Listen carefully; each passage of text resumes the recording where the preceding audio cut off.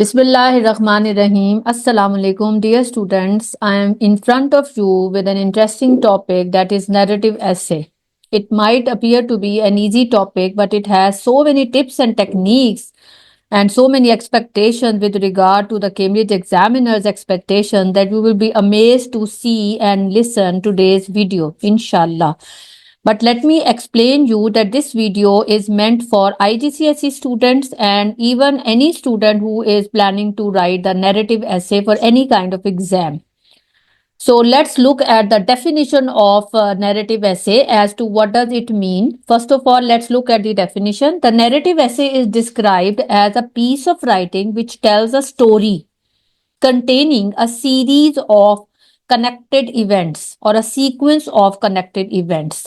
The interesting thing is that these events might be real or imaginary. There is no compulsion to that. This is the thing that majority of the students ask, that whether they should write about imaginary events or real life events. So let me tell you that there can be an amalgamation of both in the narrative essay.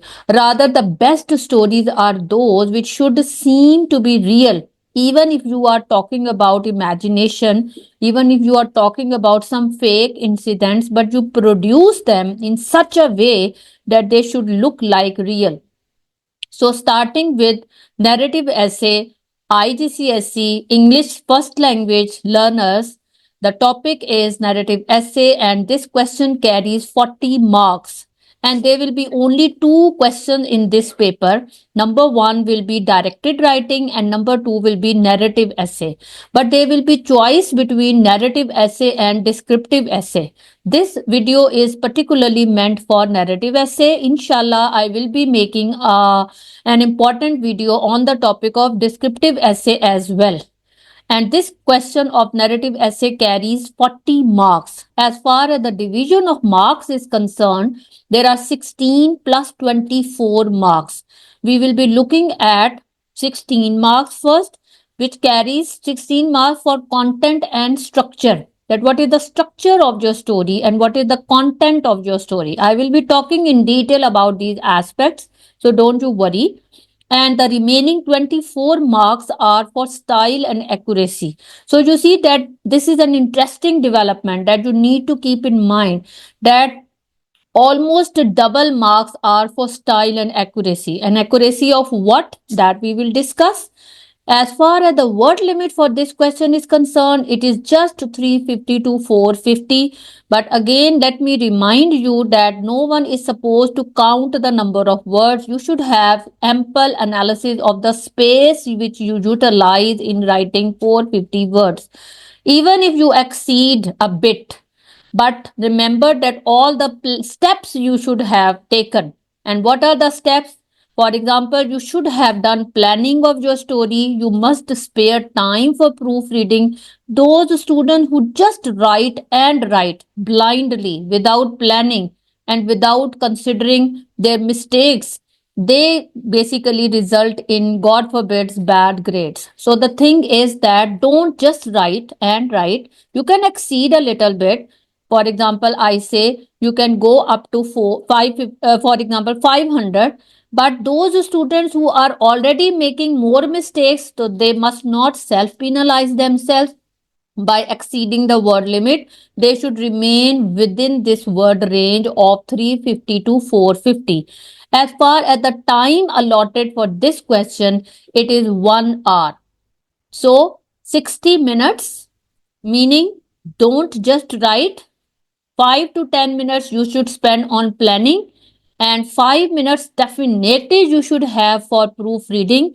And the writing time which I suggest and which majority of the expert examiners and teachers also suggest is 45 minutes. That is the time plan for this question. Now, let's look at the writing assessment objectives. This question tests the following writing assessment objectives. The total marks are 40, and these are the 5 writing assessment objectives, starting with 5 W's: W1, W2, W3, W4, and W5. W1 means that you should be able to express the feelings and thoughts and imaginations onto the piece of paper. And W2 means organize and structure ideas and opinions for deliberate effect. Deliberate effect means for specific purpose. The effect that you want to create, you should be able to create that effect through a well organized and well planned structure. The ideas and opinions should not be haphazardly thrown onto the paper, they should be well planned. And W3 means a range of vocabulary and sentence structure which is appropriate to the context of your story, meaning that there should be a variety of vocabulary and there should be a variety of sentence structure. I will be talking in detail about these two aspects. And W4 usage of register according to the context, and it means that appropriate register, as you know already, and if you don't know, let me tell you, register means tone. Tone should be appropriate to the context, and tone means the way you communicate your story. Now you see, there will be different characters, there will be different events, there will be you can say a series of events in your story. But if you will adopt you can say inappropriate tone which is not relevant to your context, then obviously you will spoil the impression of your characters and impression of your story. So make sure that these things are in your mind. You don't have to write them on to your paper on the paper, but these things should be in your mind so that you apply them indirectly in the paper. And the last writing assessment objective is correct usage of SPG, which means spelling, punctuation, and grammar. Remember that Cambridge does not compromise on these three things because there are innumerable students who use, for example, American spellings. You are advised to use British spellings. There are students who confuse comma and full stop. You are advised to be very, very particular about your punctuation marks, and you should be using more than comma and full stop. For example, the usage of semicolon, the usage of exclamation mark, question mark, bracket, which is also called parenthesis, all the types of punctuation marks should be applied in your story with the right context so that you are creating a positive impression of your grammar skills onto the examiner's mind. So, moving forward, let's look at the grade descriptions that we have for this. 14 to 16 marks, as I have told you, will be allotted to the content and structure of your story. And level 6, which is called the general level, it means that the content should be complex, engaging, and effective.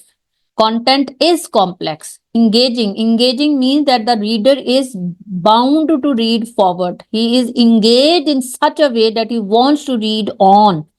And obviously it should be effective, it should be impressive, it should be complex. It means that vivid events should not be, expected events should not be written. You must not be predicting everything. There should be something interesting, something you can say unexpected and complex in your story. The structure is secure, well balanced, and carefully managed for deliberate effect. I will be sharing the picture of the structure which you are supposed to use in your narrative essay after a few minutes.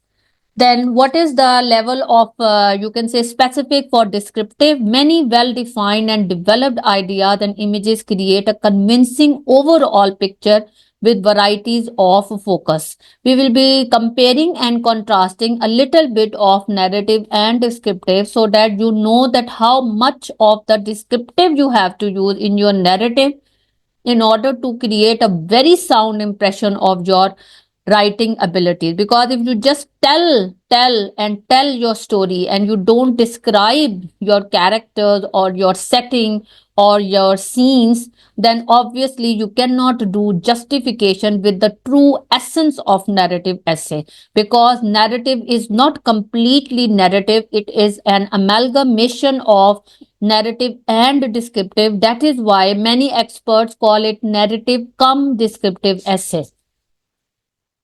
Now, the table 2, which is meant for style and accuracy, for which 21 to 24 marks have been allocated. In level 6, what is the criteria? Precise and well chosen vocabulary and varied sentence structure chosen for effect. Now, you see that the requirement that the Cambridge makes for vocabulary is it uses the word ambitious, that there should be ambitious vocabulary. Ambitious vocabulary means that you must not be repeating the same words again and again. For example, if I ask my students that what do they want to become in their future, everyone will reply in an ambitious manner and everyone will have different choice of professions.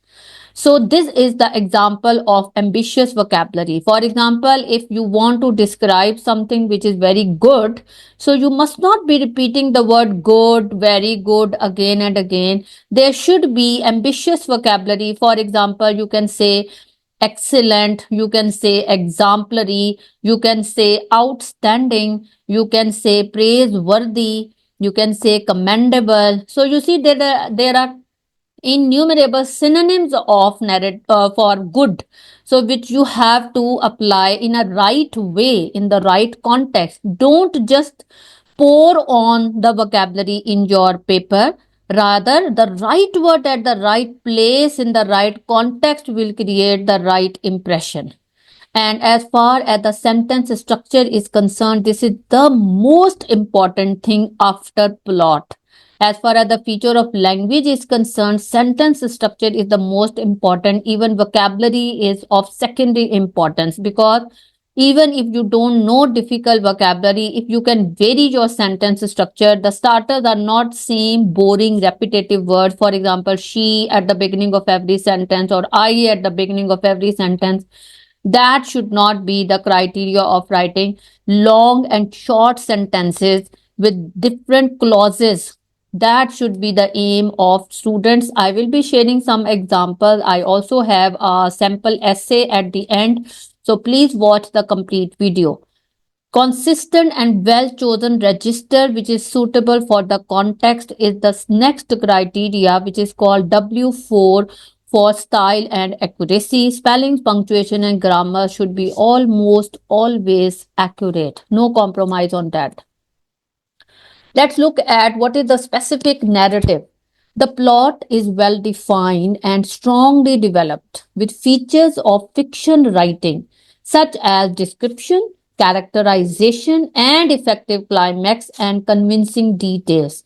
So you see that this is the criteria of a good narrative, that it should have plot. What does plot mean? Plot means the series of events, that what happens in your story.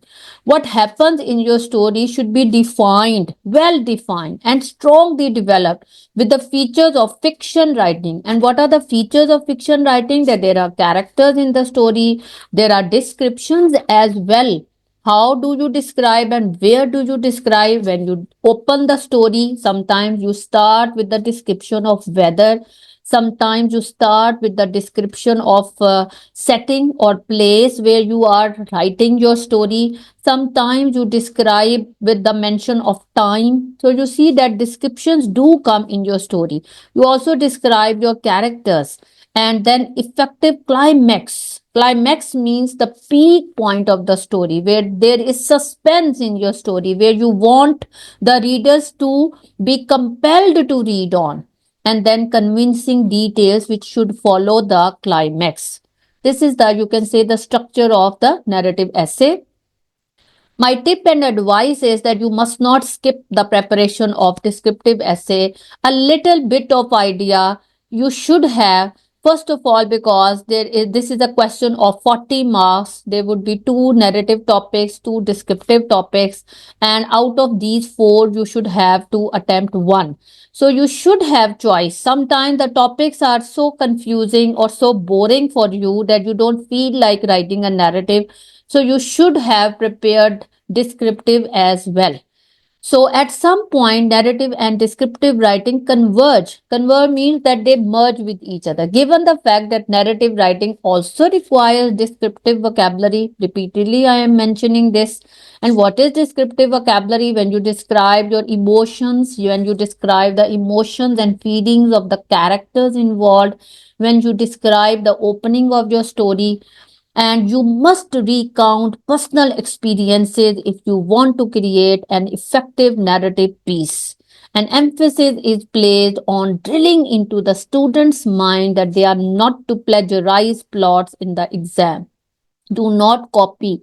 Do avoid wholesale copying of some text which the students foolishly memorize in order to impress the examiner as the openers of their stories.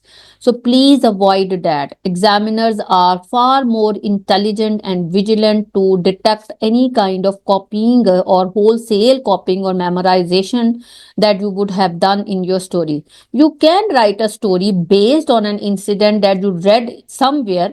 That is a different thing. But you see that for copying also you should have intelligence and brain usage. Original, even if simple content, will be appreciated by the examiner. So, originality is the key to success, not copying and not plagiarism.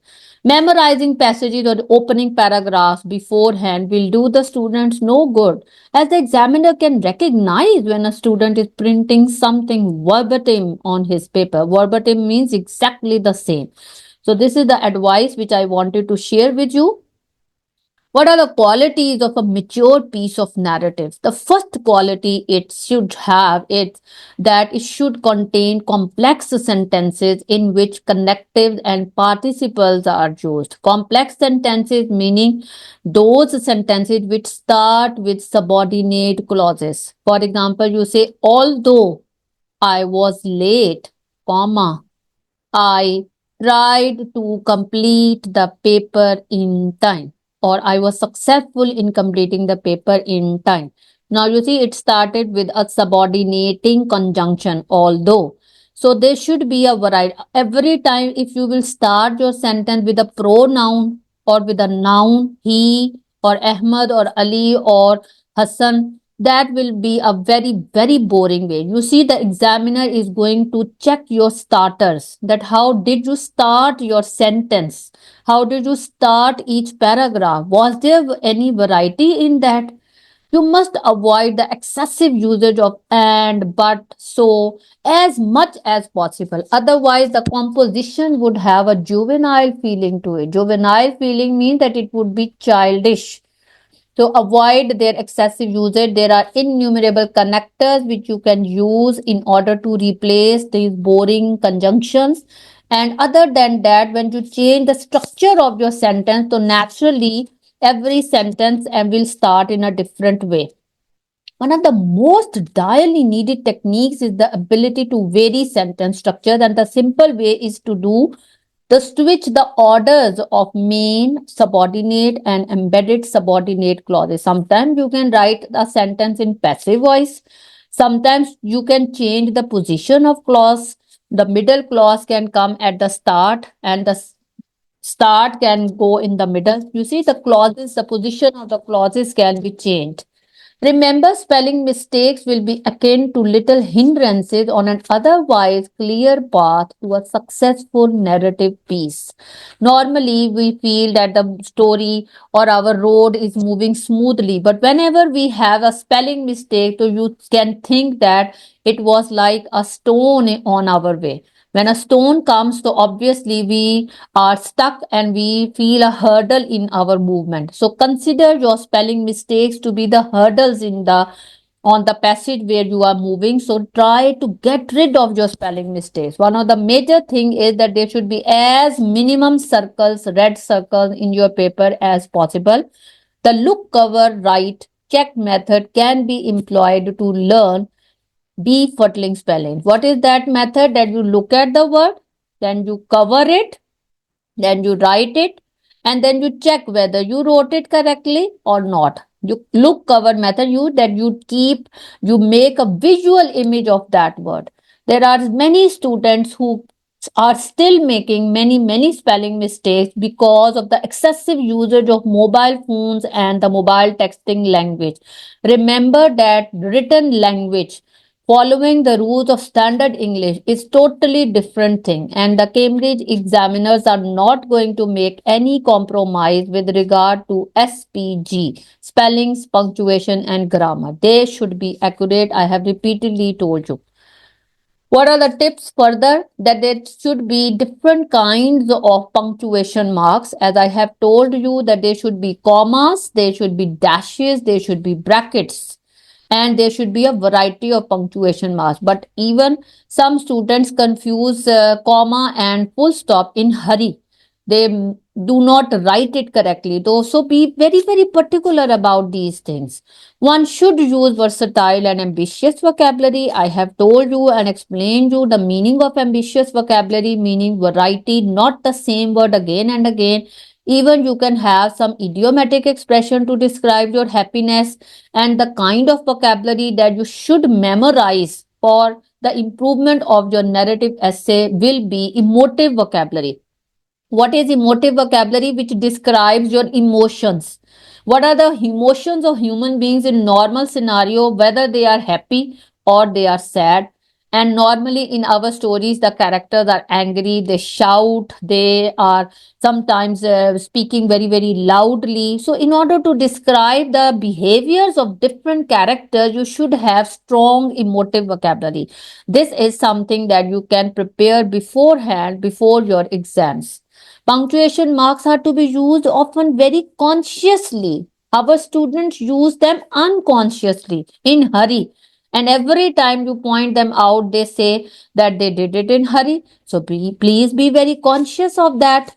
Don't experiment with a new word until and unless you are perfectly familiar with its meaning, with its spellings, and with its context. Stick correctly and consistently to one tense, and normally majority of the narratives are written in the past tense until and unless you write dialogues in the form of direct speech. In direct speech you can use short forms, you can use present tense because the character is uttering those words at the spot. But normally remaining indirect speech obviously will be in the past tense. And don't confuse direct and indirect speech. Always start your direct speech from a new line. So remember to follow all these instructions very carefully. This is, my dear students, the structure of narrative essay, which I always share with my students, that there can be, normally there should be, no, I'm not using the word should, I am saying there can be 5 paragraphs in your narrative essay. You know that you have to write 450 words, so approximately 100 words you will be writing in each paragraph. But remember that the first paragraph is normally not that much lengthy, so you can vary the length of each paragraph. No one is going to count. It's not compulsory that all paragraphs should have the same length. It's not compulsory that there should be just 5 paragraphs. You can write 6 paragraphs, you can write 7 paragraphs, but extremely short paragraphs will not be justifying with the idea of that paragraph, because paragraph means that one complete idea is mentioned in that paragraph, meaning one complete idea. So if you will be repeatedly changing your paragraphs, or it means that you are writing without planning. This plan should be there in your minds. What is that plan? That the first paragraph is the introduction. It is called beginning. Then there is the rising action, meaning development takes place in the plot. And third paragraph, which is the climax, meaning middle of the story, when there is some turning point, where there is some difficulty, where there is some climatic situation, according to which the situation will reverse, which is called falling action, meaning the things tend to move towards normalization. And the last is conclusion or resolution. Remember not to end your story haphazardly, rather, there should be a properly planned conclusion. Remember very important words which I am going to utter. before you that the best stories are those for which the students know the ending at the time of beginning. Because one of the best stories which I have read and which I also advise you to read are those where the circle meets. Which circle? The circle of beginning with the circle of ending. Sometimes the story starts at the same place. The situation is different, but the place is the same. For example, it starts with a cafe. Now, what was the situation at the start in the cafe and what was the situation at the end? The situation will be different, but the story is meeting a circle. So, this is something that you must know. What is conclusion, ending, resolution, how you will end your story? When you should know that? At the time of beginning. And you can also change the structure. For example, you can start with the climax. What will be that? The structure that you are jumping into the middle of the action. Then you will tell the introduction and the remaining actions afterwards. There are some students who like to write with the technique of flashbacks. What is that technique? That you are constantly moving between past and present. If you can justify with your tenses, if your tenses are strong enough to justify with the technique of flashback, then you can try with that.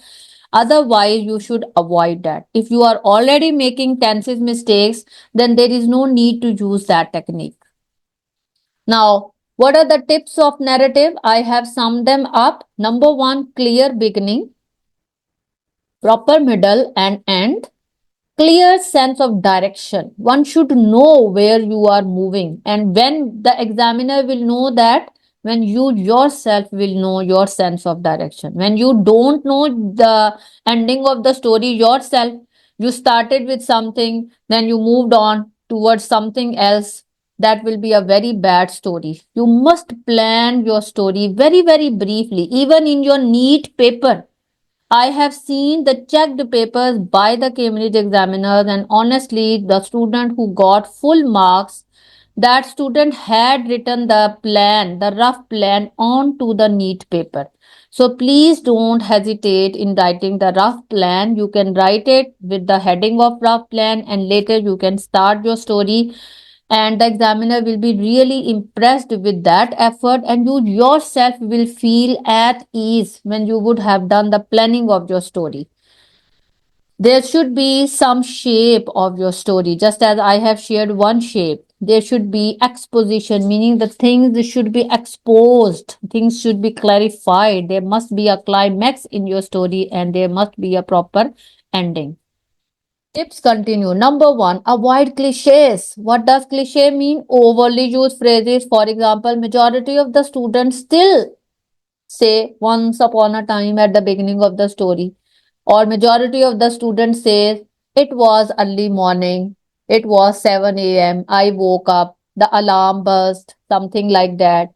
And majority of the students end their story in the dream sequence by saying, oh, it was a dream, my mother woke me up from deep slumber and something like that. Now you see, these are all cliches, the cliches of words as well as of ideas. So please avoid them. Think of a novel way to start a story. I said that one of the ways to start a story could be the description of the setting, the description of the place or the character, or even with the dialogue. You can start your story when the conversation is going on between the two characters about the situation, which is the key idea of your story. Include imagery. For example, you can use similes, you can use metaphors in your story. According to the context, you can use idiomatic expression. It depends upon your language abilities. If you think that you are going to make more mistakes by using these things, then you should have ample practice of that before that. Think carefully of your descriptions, meaning don't just pour the description onto the paper. Otherwise, simplicity, clarity will make you achieve at least B grade. And if you made blunders, then God forbids that grade can further decline. The techniques of language should also be, you should be well aware of what are the techniques of language. As I have told you, that a sentence structure should be varied, and You must be very careful of your punctuation. Bring your visuals to life. What do you think? What is in your brain? Normally, majority of the students have wonderful ideas in the oral discussion, but when they write it, there are mistakes. So you have to make sure that this is 0500 IGCSE first language. It means that our competition is with the first native speakers of English language. So we should be able to put our feelings, ideas, thoughts, and imaginations onto the paper. And how will it that be possible? When you will be ardent readers, when you will be passionate readers, then whatever will be in your mind will be on your papers. Think of fully rounded characters, meaning that live characters, those characters who develop with the passage of time. For example, your mother, your teacher, the people whom you meet in your daily life. Don't make alienated figures the characters of your story. How your characters interact, how do they communicate with each other, how do they behave with each other. You see, you just have 450 words, but some hints of your character through their dialogues can be given when you will plan it very well. Include direct speech, but only the relevant one. If you will write too many dialogues, then your story will become a dialogue instead of a narrative piece. Use adjectives before nouns, because when you will simply say that I saw a boy, that will be a very bland sentence. When you will say the boy with this description, the description of that boy, it means that you use adjectives before noun, then that will be the complete way to describe that boy. Enhance your verbs with adverbs. For example, don't say he walked. How did he walk? Use an adverb to mention the way he walked. For example, he walked swiftly, or he walked very slowly, or reluctantly, or intermittently. Whatever adverb is right according to the context. Metaphors and similes can also be used to compare and contrast different things. Similes are those which have the words like and as in them, and metaphors are those which are bold comparison. They don't use the word I, like, or as. Precise word choice. Sometimes you waste too many words because you don't know the right word to describe something. So, for example, the word is victorious, and you spend 7 to 8 words. The person who won something. Now, you see, the person who won a tournament. So, you can simply say the victorious guy, the victorious boy. And I have by mistaken used the word guy. So, it reminded me of another thing, that please don't use slangs in your story. That will be too much spoiling of your narrative expression. Add a few extra detail to make your story more interesting and grabbing, super interesting. When that will be possible, when you will mention the events which happened with you only. That will be the suspense of your story, because you know that all human beings are distinct, and the happenings of our lives are also distinct. For example, if I ask you to write a story about how did your first CAI paper went. So obviously everyone underwent different experiences. So you will write different stories. So you should always focus on recounting personal experiences in your stories. Avoid death scenes. Too much of bloodshed, too much of crimes, too much mention of witches. That should also be that should also be avoided, because narratives are the best which make you think of real life events, and a combination of realism and imagination. So many of the students write about witches and bloodsheds, and even you can say indecent language should also not be used. That also you have to take care of. Accuracy of tenses, punctuation, spellings, and grammar. Mistakes must not be so frequent that they impede the meaning of what you want to say. SPG, they should be accurate. What are the tips by the Cambridge Examiner? Ways in which narrative writing can be improved. That is very interesting. Think about how to intrigue the reader in shaping your narrative. That how can you intrigue the reader? You can intrigue the reader by adding an element of suspense and a little bit of humor. Now, humor will be used only if the topic allows you. Otherwise, if the topic itself is serious, then please avoid it. But a light-hearted note can also be added, and you must have an element of suspense. Even if, for example, someone is seriously ill, so you must not make him die suddenly. And don't some people even die? They die at the end of the story. That is also a very stupid development. So you see that you should remain alive in your stories. May you all live long. Consider imaginative ways to tell your story apart from a chronological account. So, imagination can also be used in your stories other than the chronological account. Chronological account means that what happens first, what happens second. Develop your characters' thoughts and feelings. Help to engage your reader. Do not rely on events. Check your meaning that you must not be just telling and telling and telling event. There should be development of character. There should be their feelings and thoughts and emotions should also be described in your story. Check your writing for errors which will affect your marks, such as basic spelling and punctuation mistake. Proofread your story. Be very particular about British and American spellings difference, and try to use them accurately. Use complicated vocabulary with precision and consider the power of simple words and sentences to create particular effects. So you see that sometimes by using simple word, not very, very childish and juvenile words, but the right word at the right place can also create the desired impact. So this is the structure, plot structure, introduction. How can you write the introduction? By mentioning time, setting, and character. You can introduce the main character's motivation, that what do they want to do. Then you can incite the incident. How can you incite that? An event that begins the main action of the plot. Some triggering event. That how did your story come into being? Usually an obstacle that prevents the main character from achieving what they desire. Obviously, when there will be some hurdle in your achievement of goals, only then the story will move towards the climax. Then the rising tension, building tension as the story begins to reach its climax, often has misunderstandings and conflict. You did not want to do what happened. There was some misunderstanding, there was some conflict. That will be the, you can say, movement towards the climax. Then will be the development of climax. Then there will be characterization. When writing about a character, I think I missed this slide. Yes, the fourth point is climax, the most intense or exciting part of the story. Maybe physical, like a fight, or emotional, like an argument or realization. So always remember that physical climax is not as effective as emotional climax. So avoid the physical climax. I have told you that too much of bloodshed, too much of you can say thrashings, or too much of quarrels do not create a positive impact.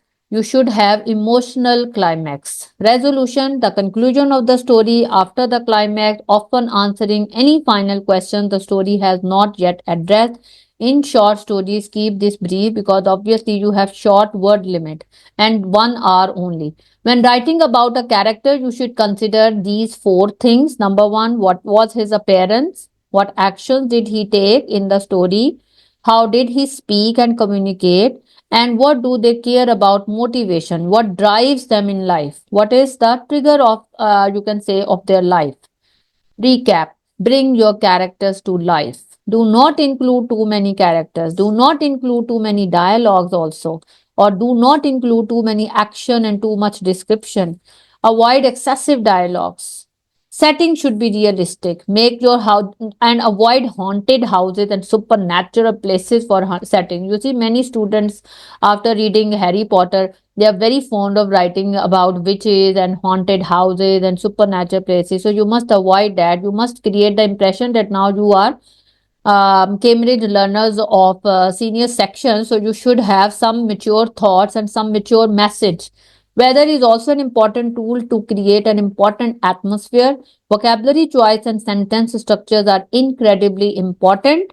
Sentence starters and sentence variations really crucial. Starters, I have told you, are very, very important. You should have connectors, you should have different ways to start a story. Do not start every sentence with a pronoun. Recount personal experiences. Accuracy is the key to success. Here is a sample narrative which I have, you can say, shared with you. You can read it yourself. I will be sharing just the start. You can take its a screenshot. Lily's day began like any other. You see, the name of the story is The Turning Point. And obviously, we have, you can say, created this topic. Lily's day began like any other. Now, you see the usage of dash, punctuation mark. And what is the description of that day? That it was rushed and exhausting. After gulping down her coffee and hurried bites of breakfast, she prepared her kids for school while her sickly husband Sam rested in bed. Now you see, let me share the openers of this story as a cardiac surgeon. Over time, yet her. You see the status, and one day Lily prepared the staff dialogue with a separate line. She had failed her patient. So, you forgot my word, she asked. You see the dialogue? I'm deliberately not reading the story so that you read it yourself. You can take the screenshots and you can see that how the story has been written. It is not a very lengthy story. It's around 350 words. It is just a sample. There are innumerable samples that you can find. There are innumerable stories that you can read.